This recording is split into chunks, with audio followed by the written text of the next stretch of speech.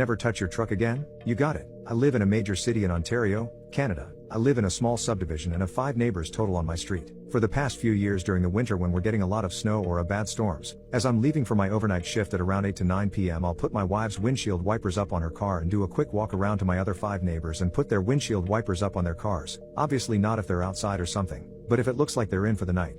Many of them forget to do this, as many of them have children and it typically slips their mind, and their wipers will be frozen to their car in the morning. It's just something nice I like to do to look out for my neighbors. They're all always grateful of this and thank me for it. Many of them started doing it too, and there will be nights where I'll forget to put mine and my wife's up, and in the morning one of the neighbors has done it for us.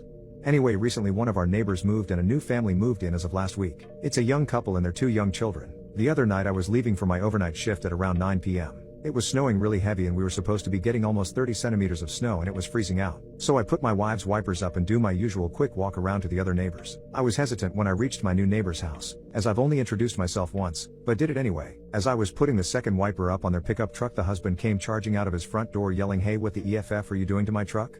I tried to explain to him I was just putting his wipers up to help him.